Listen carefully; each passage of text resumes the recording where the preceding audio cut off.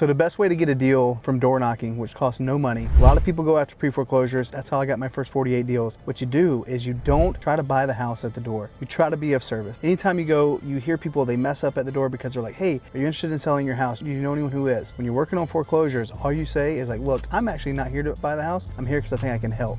And look, if you can help somebody save their house, do that. But most of the time, selling the house is the answer, but you can only get that far in the conversation after you've built trust with the prospect. So you're there to be of service. Don't try to buy their house at the door. So we're actually doing a training on all the lead generation methods this coming Saturday. You click the link below in this video. We'll see you on the free training. Bye.